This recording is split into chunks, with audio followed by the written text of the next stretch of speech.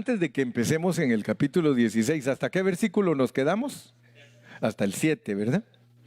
Pero vamos a leer Juan 14, versículos del 23 en adelante.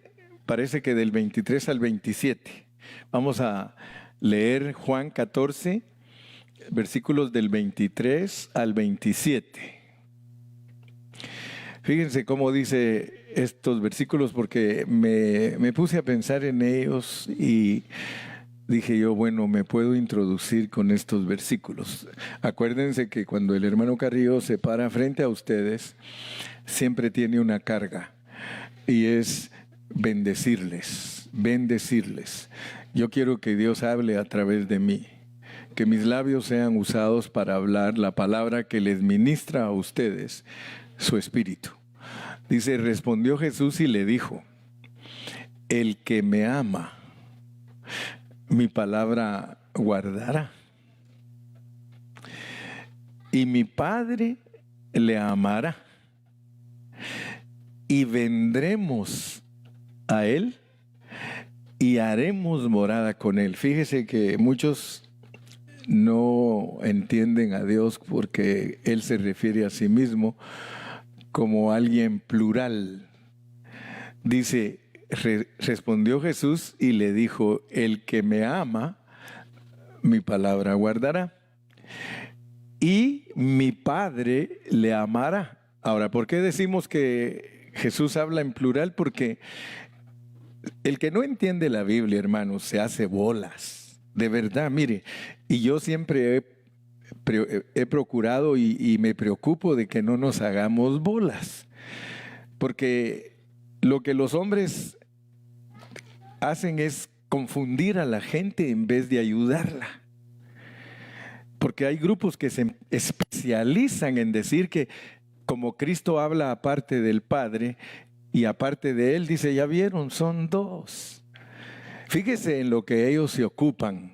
Se ocupan en andarle inquietando a la gente y decirles que el Padre y el Hijo son dos, en vez de ayudarlos a entender la Biblia.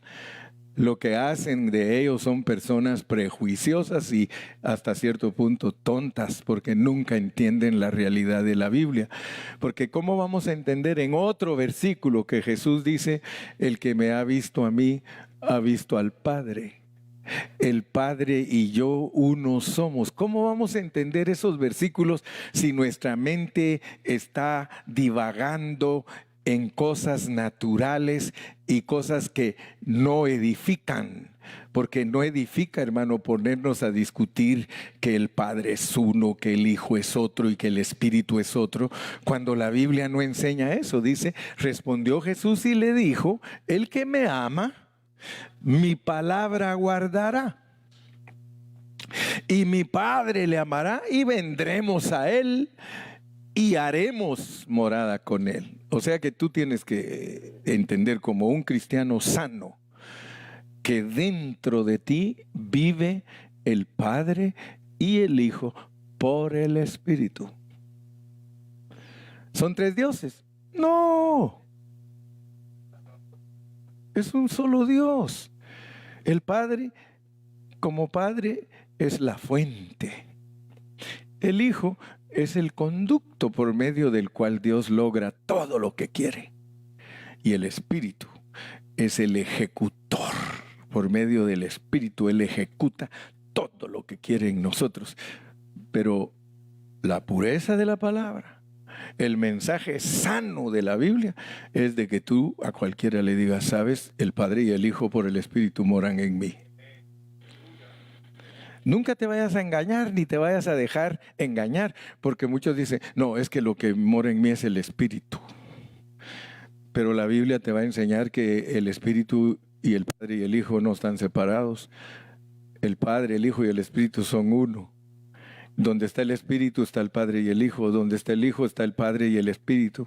Donde está el Espíritu está el Padre y el Hijo. Es un asunto inseparable, inseparable.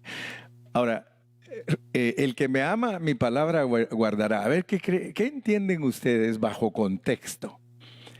¿Qué significa guardar la palabra? pero bajo contexto. Acuérdense que si no hablamos bajo contexto, nosotros no vamos a decir lo que Dios realmente quiere decir. Ricardo, ¿qué quiere decir guardar la palabra? En el versículo usted lo dice Dios. Si lo lees y lo lees y lo lees, tú me contestas con ese versículo lo que significa que ellos moran en ti.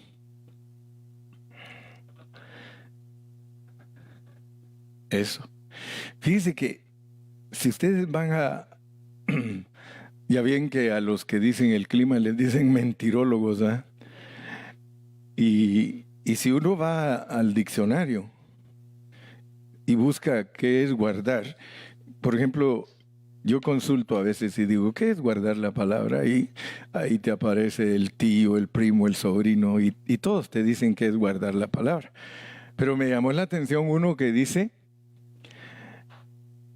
miren cómo lo aplica, pues. Él lo aplica y dice, si yo te digo a ti que guardes este secreto, ¿se lo puedes decir a todos?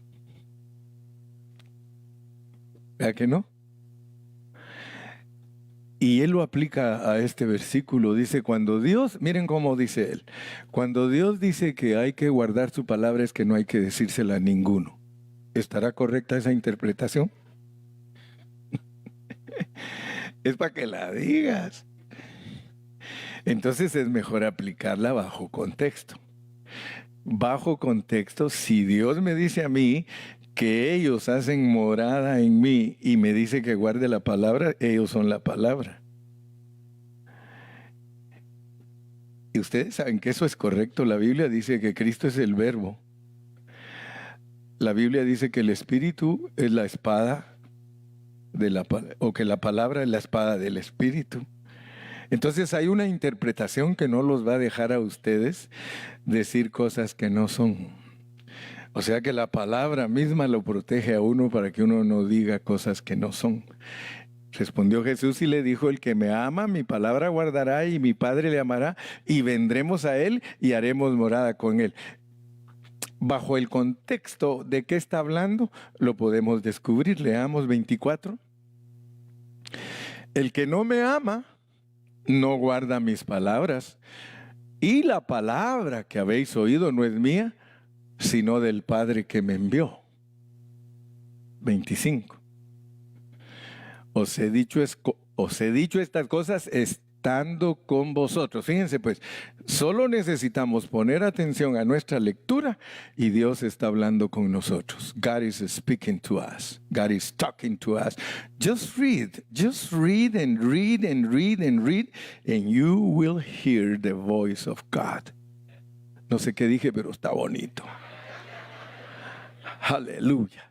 Os he dicho estas cosas estando con vosotros. I say this being with you. Yo he dicho estas cosas estando con vosotros. Él nos está ministrando algo. Versículo 26. Mas el Consolador, el Espíritu Santo, fíjese, ¿se acuerdan que habló del Padre y de Él? Haremos morada, y ahora nos dice, más el Consolador, el Espíritu Santo, a quien el Padre enviará en mi nombre. The Father is going to send you something in my name. My Father is going to send you something that is in my name. Te va a mandar el Espíritu que se llama el Señor. Él lo va a enviar en mi nombre. ¿En el nombre de quién? El Señor. El Espíritu cuando venga se llama el Señor. Y Él os enseñará todas las cosas y os recordará todo lo que yo os he dicho. 27. La paz os dejo, mi paz os doy. Yo no os la doy como el mundo la da. No se turbe vuestro corazón, ni tenga miedo. ¿Qué les estaba revelando Cristo a sus discípulos? Les estaba diciendo que Él, como el Espíritu Santo, iba a venir como el Consolador, iba a entrar en ellos. como la palabra, como el Espíritu Santo, como el Padre y el Hijo. Haremos morada. Si ustedes me aman, dice, si me aman, eso les va a pasar a ustedes. Ustedes van a tenerme a mí dentro de ustedes. Para todos los que estudiamos la Biblia en una forma seria, eso se llama economía de Dios. Se llama God's economy. God's economy. Cuando ustedes oyen que se habla de la economía de algo, es la manera en que se maneja un asunto. Los políticos le llaman el mecanismo, ¿verdad? Por ejemplo, si ustedes oyen hablar a los políticos, ellos dicen, ¿y cómo es el mecanismo de esta ley? O sea que a ellos les dan leyes y tienen que tener un mecanismo para llevar a cabo esas leyes. El Señor nos habla a nosotros de un mecanismo, o sea, de una economía. ¿Cómo es que Él resulta dentro de nosotros? Porque ese es el mensaje de Romanos. En Romanos se llama el Evangelio de Dios. Vamos ahora sí a Romanos, pues. Lo que quería yo es que ustedes se den cuenta que Dios ha pasado por un proceso para entrar en nosotros y desde dentro de nosotros opera. El Dios de los cristianos del Nuevo Testamento no es un Dios exterior. Él dijo, yo estoy con ustedes, pero miren lo que va a pasar. Yo estoy con ustedes, estoy aquí presente con ustedes, pero miren lo que va a pasar. Vamos a entrar adentro de ustedes y vamos a morar adentro de ustedes. Hermano, mire, si las iglesias cristianas predicaran bien el Evangelio, otra historia fuera con los cristianos. Porque no todos los cristianos son iguales, hermano. Hay cristianos que entienden más la Escritura que otros. Y cuando uno entiende bien la Escritura, uno está más consciente, no divaga. Yo procuro que ustedes sean cristianos que no divagan, que sean cristianos que vamos a lo seguro. ¿Cuántos dicen amén? Me mandaron hasta el capítulo 16 y todavía no quiero ir. Empecemos en el 1, porque estoy tratando de dar un panorama general de Romanos para que todos ustedes que leen la Biblia, gracias a Dios, todos ustedes que leen la Biblia, ustedes estén seguros que ese libro que está allí en su Biblia, de 16 capítulos, verdaderamente ustedes han sido nutridos de él. Dice, Pablo, siervo de Jesucristo, llamado a ser apóstol, apartado para el Evangelio de Dios. Todos nosotros, los cristianos del Nuevo Testamento, debemos saber lo que es el Evangelio de Dios. Porque muchos cristianos han oído esa palabra, el Evangelio. Oh, gloria a Dios por el Evangelio. Pero nosotros debemos de saber qué es el Evangelio de Dios. What is the gospel of God? Porque no estamos hablando del Evangelio de Mateo. No estamos hablando del Evangelio de Marcos. No estamos hablando del Evangelio de Lucas. No estamos hablando del Evangelio de Juan. Estamos hablando del Evangelio de Dios. The gospel of God. Ni siquiera la diferencia de un evangelio a otro saben los cristianos. Mucho menos van a saber qué es el Evangelio de Dios. El Evangelio de Mateo es para que todos entendamos que Cristo es Rey. El Evangelio de Marcos es para que todos entendamos que Él es un siervo de Dios. El Evangelio de Lucas sirve para que nosotros entendamos que Jesucristo es el hombre con la más alta moralidad sobre esta tierra. Y el Evangelio de Juan sirve para mostrarnos que Dios puede ser expresado a través de carne. En el principio era el verbo era con Dios y aquel verbo se hizo carne. Pero muchos cristianos ya no saben cómo seguir la enseñanza en el libro de los Hechos. Y nosotros debemos de saber qué es lo que Dios nos quiere revelar a través de su palabra. Porque de los Hechos para adelante, ya no nos van a hablar del Cristo que anduvo caminando aquí en la tierra. Pero ¿qué pasó con la iglesia entonces? La iglesia se quedó con el Cristo de Mateo, Marcos, Lucas y Juan. Y toda la gente le gusta ese Cristo. Le encanta ese Cristo. Pero si usted les habla del Cristo de Hechos para Apocalipsis, ellos dicen, "What's that?" ¿Qué es eso? Muchos están callados hoy, aquí se oye hasta la mosca. ¡A su nombre! Oh, gloria a Dios, hermano, que nosotros tenemos una gran bendición. Nosotros tenemos mucha claridad en la palabra de Dios. Nosotros ahora ya no somos como esos cristianos de hace 30 años, hermano, que estábamos dando vueltas en el desierto. Sanidad divina, milagros. Y fíjense, yo no quiero ofender a ninguno de ustedes, pero la mayoría de los cristianos tradicionales se mantiene dando vueltas en el desierto. Milagros, sanidades, lenguas, echar fuera demonios. ¿Y saben una cosa? Nunca ellos van a madurar. Nunca. Ellos se van a quedar niños en Cristo. Yo no estoy diciendo que no son salvos. Yo no estoy diciendo que ellos van al lago de fuego. No. Yo solo les estoy comunicando a ustedes que no se van a graduar.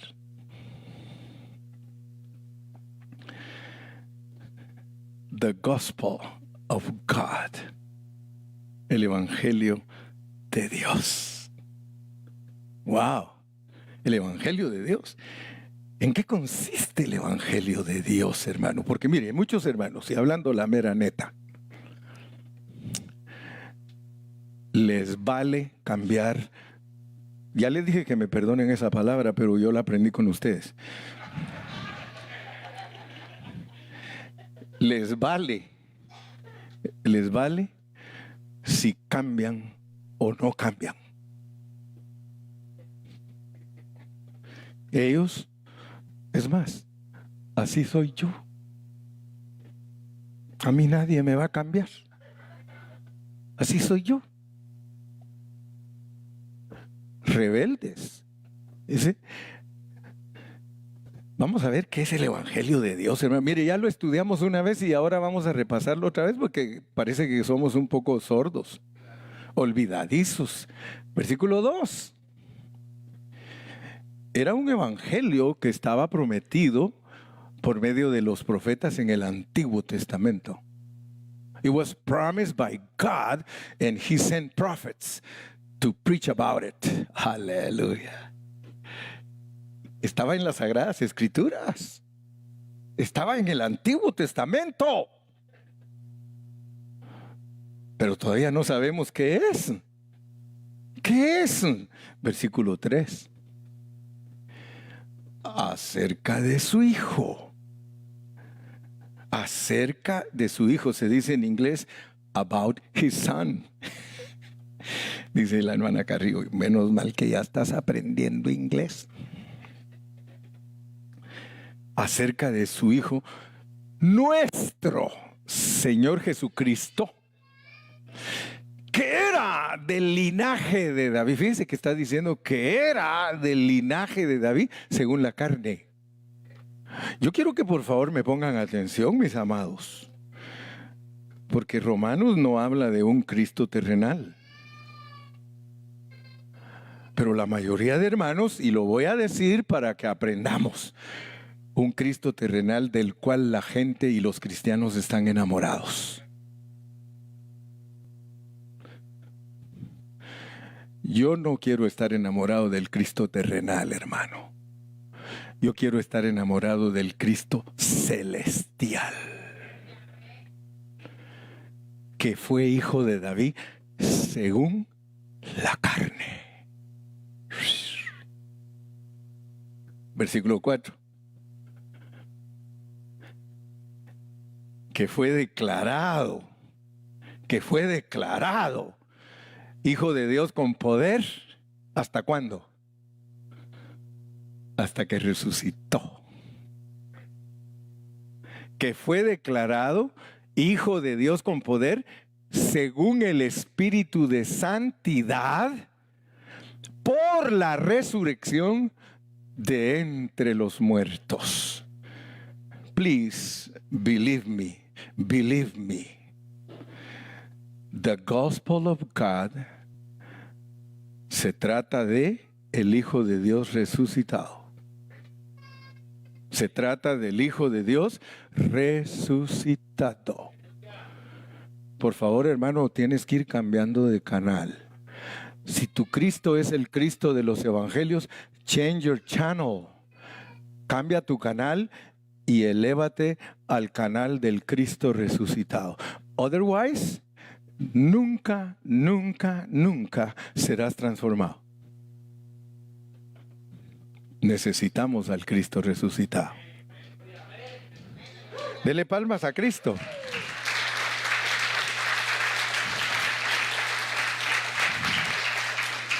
Que fue declarado hijo de Dios con poder. Entonces él no era hijo de Dios antes de resucitar.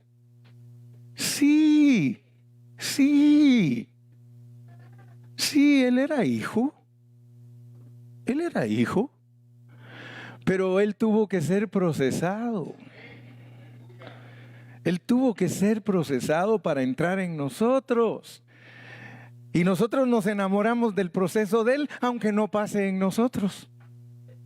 Porque eso es lo que le pasa a la mayoría de cristianos hoy día. Están enamorados del proceso de Cristo. ¡Wow! ¡Qué doctrina más bella! Pero no es nuestra experiencia. Y que yo sepa, hermano, la Biblia no es para saberla. La Biblia es para vivirla. No seáis tan solamente, sino doers. Pero tristemente, la mayoría de nosotros somos hearers y no doers. Oh, y we are so happy. Y estamos tan contentos, solo somos oidores y tan contentos, hermano. Derrotados en nuestra vida diaria, derrotados en nuestro matrimonio, derrotados en nuestro trabajo, derrotados en todas las áreas, pero bien contentos.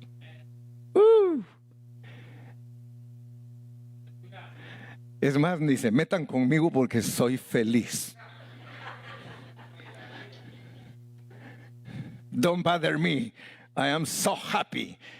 Estoy tan feliz como soy, hermano Carrillo, y no me esté molestando. Pues el que te la pierdes eres tú. Porque lo que yo sé es que el Evangelio de Dios nos van a declarar para qué es. ¡Wow!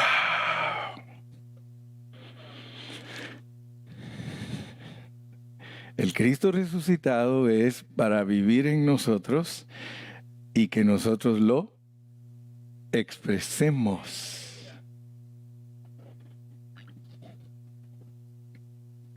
Pero como a los cristianos les gusta perder el tiempo, a los cristianos lo que les gusta es que los pongan, vamos a la vuelta de Toro Gil, a ver a la rana comiendo perejil, la rana no está aquí, y todos, mire, todos contentos, todos a jugar arranca cebollas. Para eso, esas son las reuniones de los cristianos. Las reuniones de los cristianos es para entretenerlos, porque como no tienen la palabra de Dios, los tienen que entretener. Yo siempre les he dicho a los hermanos, miren hermanos, y a los que van a ministrar después de mí, después de yo les digo, hermano, Si Dios te escogió a ti para predicar después de mí, cuando yo me muera, tú tienes que predicar, pero ten cuidado lo que predicas. No vayas a volver atrás, le digo. ¿Qué es lo que ha mantenido Pan de Vida? La pureza de la palabra. ¿Qué es lo que ha mantenido esta congregación? Y no solo esta congregación, porque muchos creen que solo trabajamos aquí. No, hermano. Nosotros tenemos 150 congregaciones que predican lo mismo que predica el hermano Carrillo.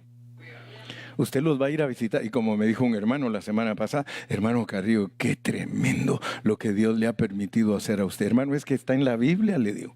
Nosotros somos llamados a vivir la vida de la iglesia. Si en una localidad no viven la vida de la iglesia, hermano, están fritos y sin manteca. Sí. Porque hay muchos hermanos que no viven la vida de la iglesia. Vivir la vida de la iglesia es que tú aceptes la convocación del Espíritu Santo. Si tu localidad, si tu iglesia, si tu congregación dice que hay 3 servicios a la semana, tú tienes la responsabilidad de atender esos 3 servicios de la misma manera que atiendes tu trabajo secular. Porque es, y aún mayor, dice aquel. Por eso te quiero mucho.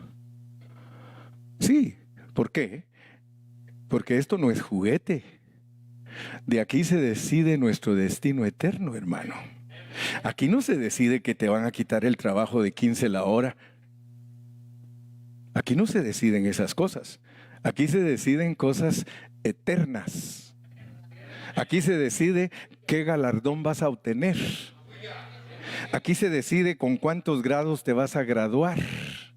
Aquí se decide cuánto creciste espiritualmente. Aquí se decide, hermano, lo que Dios te va a dar de galardón o no te va a dar. Aquí se decide. Aquí, mira, esas bancas, si hablaran, dirían, ¿cuántas veces me has dejado vacía? Sabiendo tú que soy tuya. Es más, si la dejas seguir hablando, hasta tengo las marcas tuyas. ¿Quieren que siga? No. Aquí se decide. Aquí se decide. Si tú no tienes congregación, hermano, tú no estás viviendo la vida de la iglesia. Aquí se decide si eres aguantador.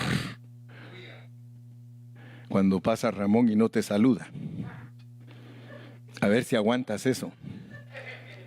A ver si aguantas. Por ahí empieza, hermano. Es tan sencilla la vida de la iglesia, pero por ahí empieza. Que no te volteen ni a ver. Ahí se empieza a decidir cuál es tu destino. Porque muchos, cuando ya el Señor empieza a tratar con ellos, yo no quiero ir a esa iglesia. Porque allí ni siquiera lo saludan a uno. Y no sabe que Dios está tratando con él, está tratando con ella. Porque quiere cambiarle su carácter. Le quiere quitar lo guatemalteco.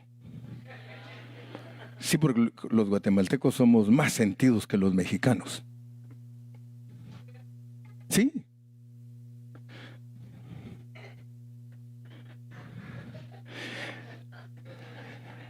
Te quiere quitar lo salvadoreño.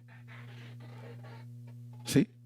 Porque los salvadoreños son más sentidos que los guatemaltecos.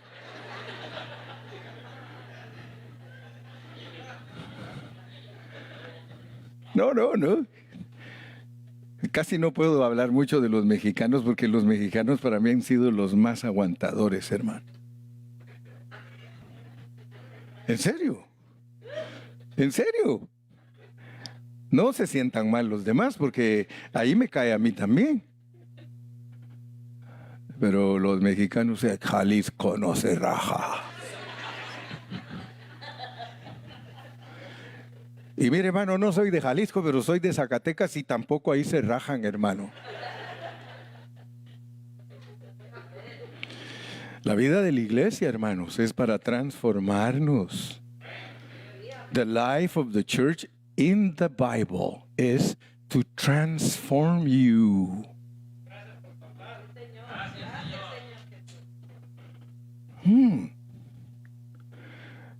When we finish the service, don't go right away. No se vaya rápido. Espérese un ratito por lo menos para que no lo saluden. Así se deja transformar. Sí, así se deja. Se lo garantizo porque yo soy el pastor de esta iglesia. Si usted es visitante, a usted ni coco le van a pasar. Mírenlos bien. Inmediatamente que terminamos, todos los que son amigos, un grupito aquí, otro grupito allá, otro aquí, y usted.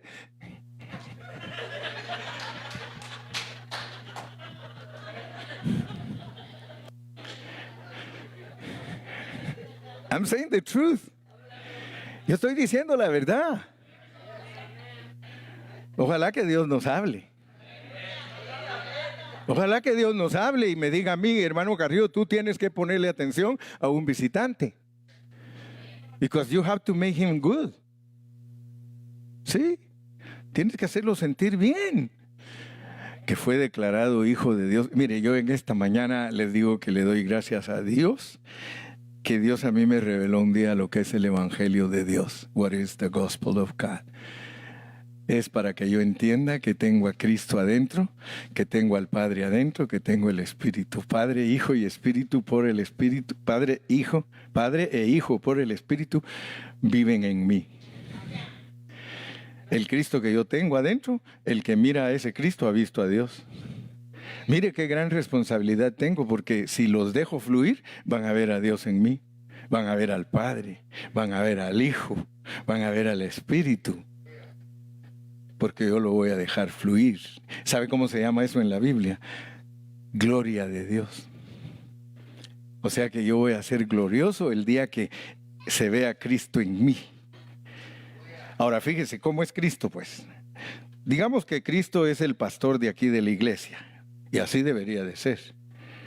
Cristo a través del hermano Carrillo es el pastor terrenal, pero Él es el pastor celestial. Yo expreso al pastor celestial. Entonces, cuando yo paso frente a un hermano, ¿qué es lo que me dice el pastor celestial? Salúdalo.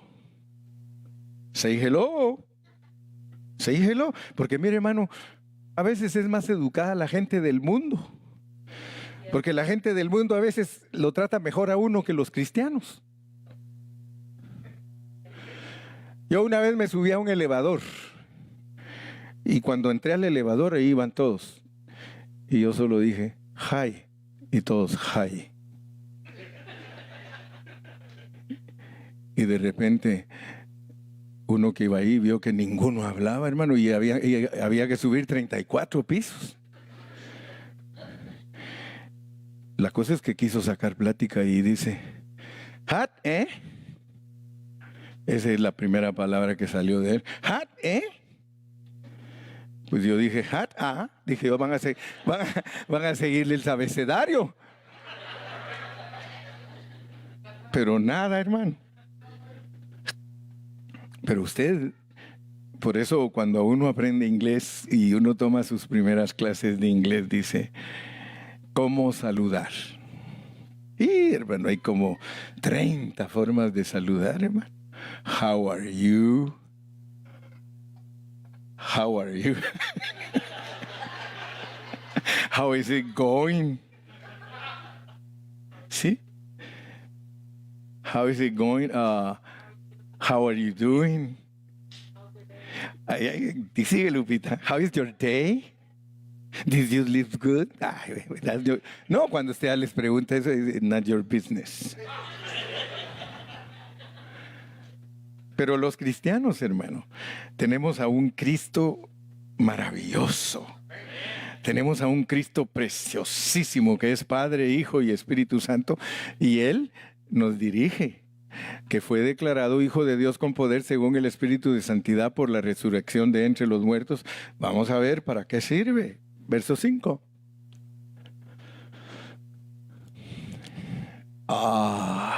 Ahora ya nos va a empezar a decir cosas bien profundas. Fíjese que usted le pregunta a un hermano, ¿me puedes decir qué es gracia? ¿Qué es gracia? What is grace? Le va a decir, mira, I don't know, but amazing grace, how sweet the sound. No, hermano, dime qué es grace, porque dice que tú la recibiste. ¿Por quién recibimos la gracia? Debes de aprender lo que es la gracia, hermano. La gracia dice que es algo que recibiste y ya te dijo que recibiste al Padre, al Hijo y al Espíritu. El Padre y el Hijo y el Espíritu son dentro de ti. La gracia. La gracia. Ahora, ¿qué es gracia? Es que no hagas las cosas tú. Para eso es el Evangelio de Dios. Para que si te llaman a ser un apóstol, no hagas las cosas por tu cuenta, ni por tus propias fuerzas. Y te lo garantizo que podemos buscar versículos donde Pablo nos dice lo que es la gracia.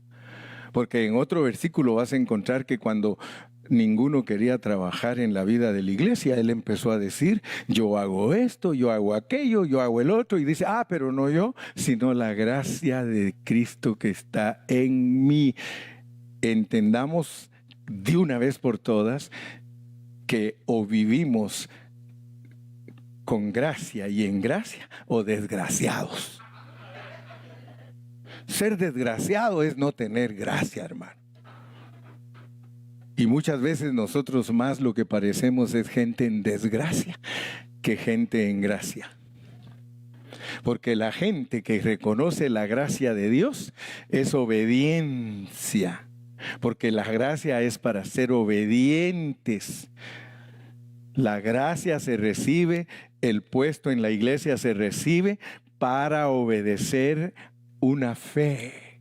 Hay una fe que hay que obedecer. Pero no lo vas a lograr si no sabes lo que es el Evangelio de Dios.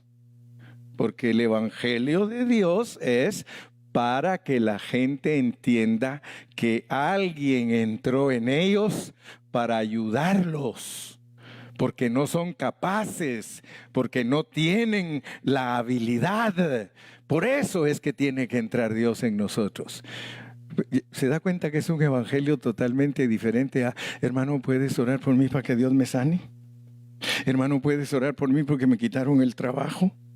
Hermano, ¿puedes orar por mí porque me dio COVID? Hermano, ¿puedes orar por mí porque no me llevo con mi mujer? Hermano, ¿puedes orar por mí porque odio a los hermanos? Hermano, ¿puedes orar? ¡Ay, Señor Jesús! Pero de eso está llena la iglesia en todo el mundo.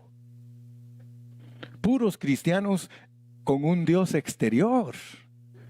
Ellos no saben que hay un gran regalo. Ellos no saben que desde Hechos hasta Apocalipsis Dios vive adentro de las personas. Pero no lo quieren comprender. Cuando tú estás ahí en la casa que quieres pelear con tu esposo, querida hermana, dentro de ti hay una vocecita que te dice, that's not right. Es la voz de Dios dentro de ti. Oílo bien, dice, oílo bien, oílo bien. Ey, ey. ¿Es para ti? ¿Es para ta?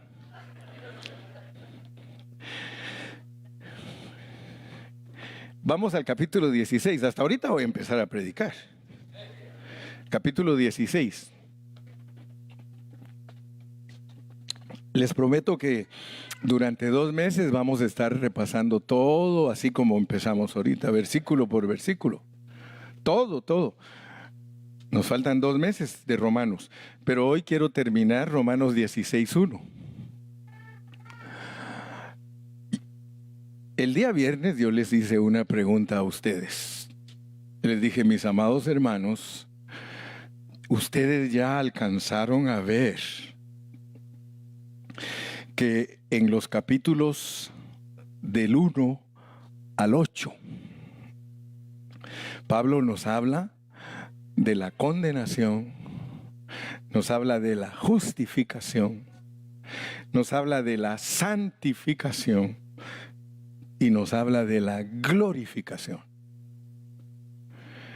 Se puede decir que los primeros 8 capítulos de Romanos los usa Pablo para adoctrinarnos, para enseñarnos. Y luego en el capítulo 9, 10 y 11 nos habla de que nosotros somos gente elegida por Dios y predestinada por Dios. Y luego en el capítulo 12 dice, así que hermanos, os ruego, después que nos revela todo el rollo en el capítulo 1 al 11, en el 12 dice, así que os ruego por las misericordias de Dios que presentéis vuestros cuerpos en sacrificio vivo, santo y agradable a Dios, que es vuestro culto racional. Quiere decir que si entendimos los capítulos del 1 al 11, nosotros somos gente para reunirse, para celebrar culto. Fíjese pues, porque muchos hermanos tienen una Biblia que solo llega hasta Romanos 8. Y se los digo con todo mi corazón y con tristeza, teólogos, maestros profesionales de la Biblia, solo saben enseñar hasta Romanos 8. Y uno que otro se mete a la predestinación, porque no todos los hermanos saben explicar lo que es la predestinación. Salud. El predicador más educado que yo he conocido.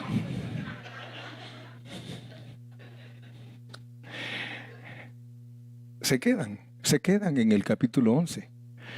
Quiero decirles que la razón por la cual la mayoría de predicadores se quedan en el capítulo 11 es porque del 12 al 16 hay que pagar un precio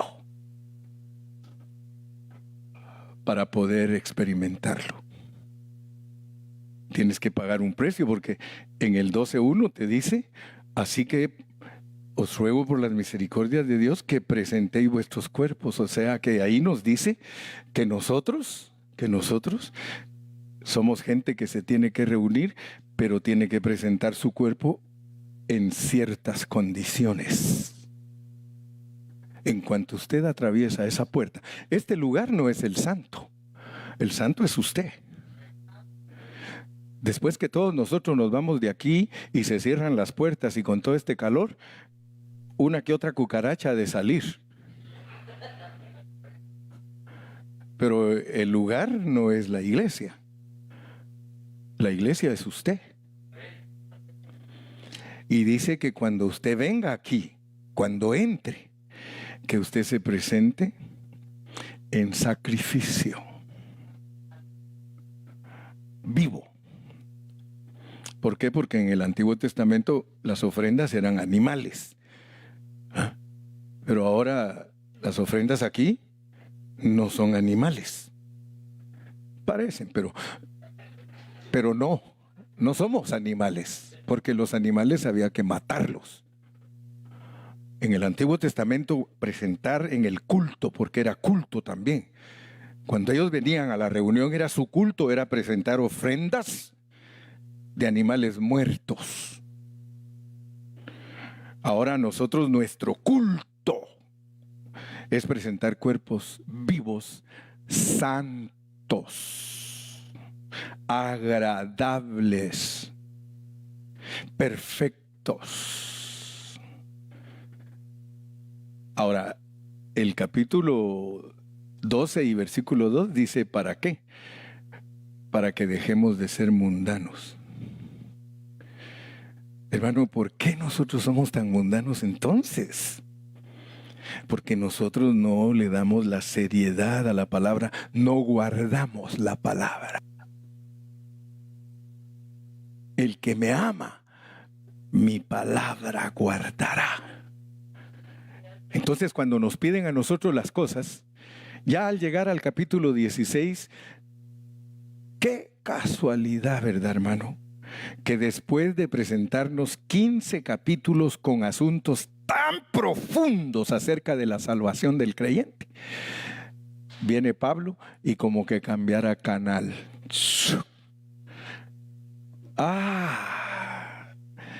Les recomiendo a la hermana Febe. Ella es diaconisa de la iglesia. Fíjese, hermano, qué tremendo, qué tremendo.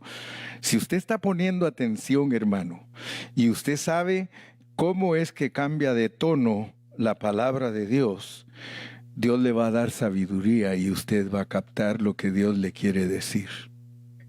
Si después de hablarle a usted algo profundo acerca de la transformación y que Él quiere conformarlo a usted a la imagen de su Hijo, le dice, pero te recomiendo a la diaconisa. ¿No cree usted que algunos de los que estaban ahí trataban mal a la diaconisa? ¿No se sujetaban cuando ella le decía, por favor, ¿se puede sentar aquí? No, yo me siento donde yo quiero. Porque casi así son todos los cristianos. Casi así son todos los cristianos. A veces el diácono hasta con la mano atrás para que vea que no le quiere pegar. Le dice.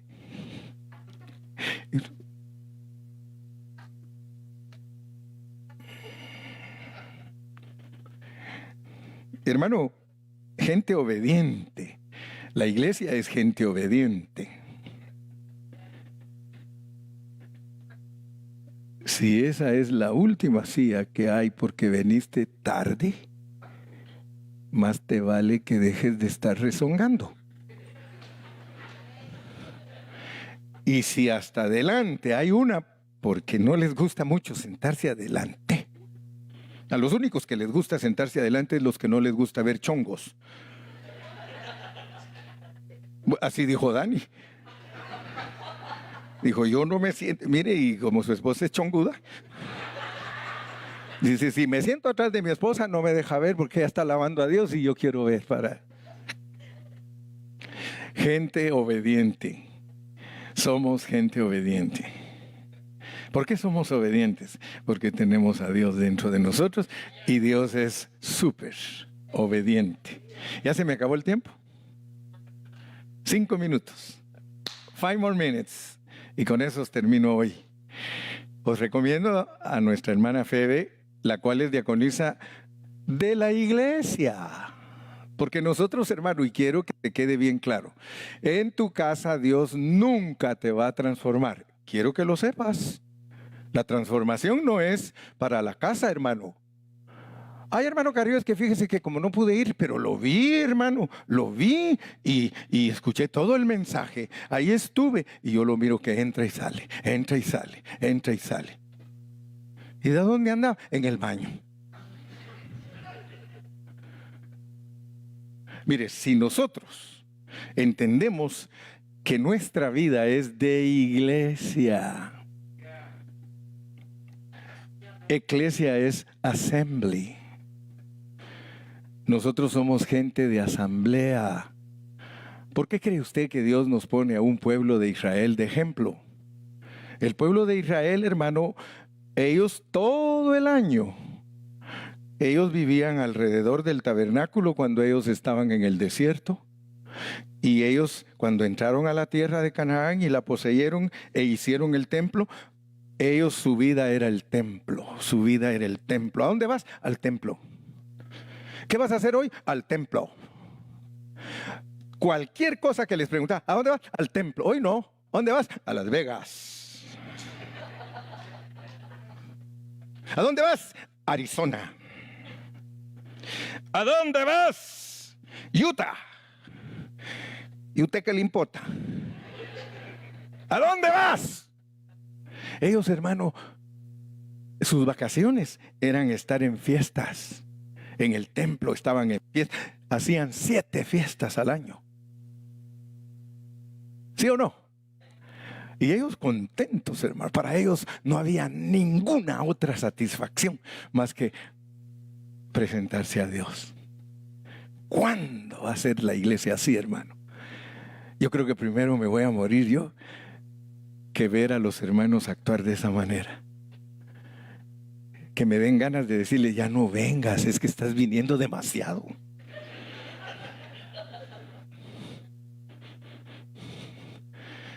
Si el pastor todo el tiempo, hermano, ¿y por qué no vienes?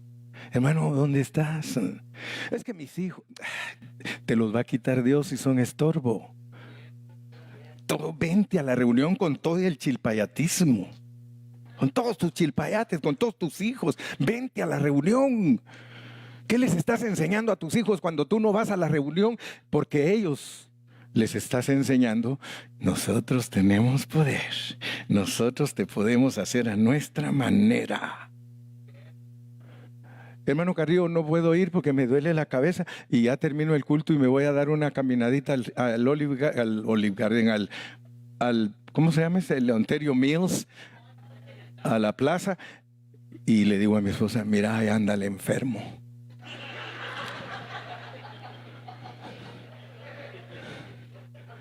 Sí, hermanos, de verdad, mire, ¿qué lección le damos a nuestra familia? ¿Sabe usted qué piensa su familia de usted? Dice, ellos dicen que son cristianos.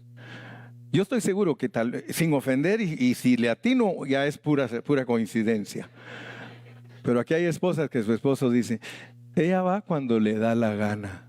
Yo he oído al pastor decir que no llega, pero la mía va cuando le da la gana. Ella no tiene compromiso. Yo no he visto que mi esposa tenga un compromiso. Es más, yo he conocido esposos que le dicen a su esposa, ¿y por qué ya no vas a la iglesia? Y le contesta, es que me cae mal el pastor. ¿Por qué ya no vas? Nosotros somos gente de iglesia, hermano. Cuando lleguemos a la presencia de Dios, porque un día vamos a estar todos en la presencia de Dios. Yo sé que muchos de ustedes van a decir allí, pastor, si aún exhortándome usted, nunca pude ser vencedor, nunca pude ser vencedora. Y se va a poner a llorar, dice la Biblia. Se va a poner a llorar. Porque lo que Dios nos pide dice que se llama carga ligera, yugo fácil. Dice, mi carga es ligera, mi yugo es fácil. Así que no crea usted que esto no es carga. Esto es carga, hermano, pero es ligera. Esto es yugo, hermano. Claro que es yugo. ¿Pero qué dice? Mi carga es ligera y mi yugo es fácil. ¿Sabes por qué es fácil, verdad? Porque en el otro lado del yugo va Él. No jalas tú solito. Hermano, yo quisiera que todos nosotros nos comprometiéramos ante Dios y le dijéramos, Señor, si la iglesia es para que me transformes, cuenta conmigo de aquí en adelante. Jamás usaré excusas para faltar a las reuniones. Allí estaré. ¿Qué te pide Dios? El día martes 1 hora para que ores. El día viernes, si mucho, 2 horas. Y el domingo, 2 horas. ¿Cuántas horas te pide en total en la semana? 4, 5 horas. Así se te van en la tele.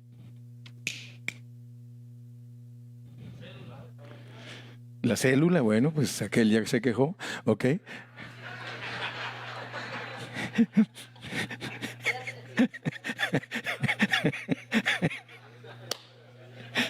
Dice Jorge, 6, bro. 6, bro. Ah, sí, comprometidos. Yo les invito a todos ustedes que sean cristianos normales. Solo sean cristianos normales. No necesitan ser extraordinarios. Normalitos. Ojalá firmaran un contrato con Dios. Dear Lord, I comprometerme with you que te daré tus 6 horas semanales. Porque yo sé que no solo estás interesado en mi money, sino que estás interesado en mi tiempo. Me comprometo. Si sabes firmar, pues agarra un lapicero, y si no sabes firmar, Pero comprométete con Dios. Comprométete con Dios. Gente comprometida. You have to be comprometido. Tienes que ser comprometido. Estamos comprometidos. ¿Tú crees que Dios no está comprometido contigo? Él está comprometido contigo.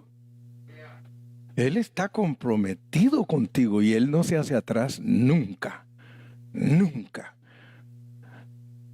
Vamos a cantar un canto y con eso vamos a terminar hoy, pero vamos a decirle, Señor, yo quiero que Romanos verdaderamente pase por mí.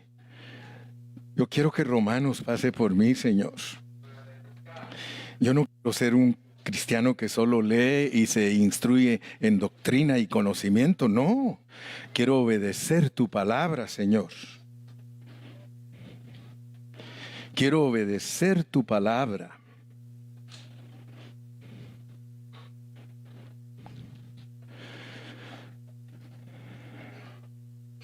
Dios es bueno. Dios es muy bueno. Alábale que Él vive. En fa. Sí, en fa.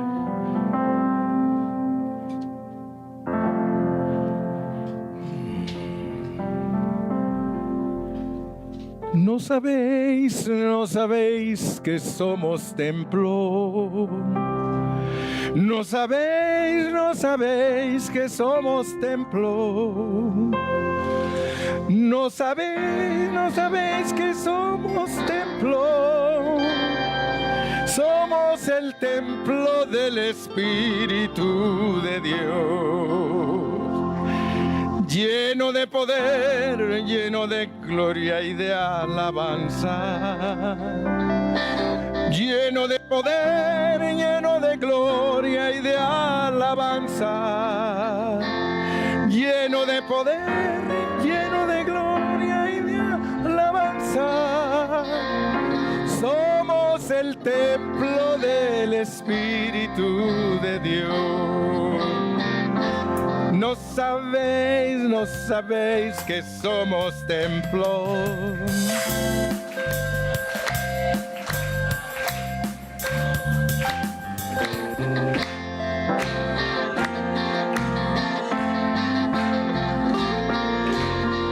Somos el templo del Espíritu de Dios.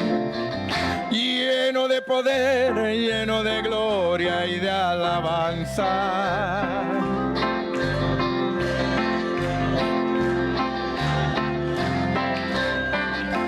Lleno de poder, lleno de gloria y de alabanza. Somos el templo del Espíritu de Dios. Una vez más rápido.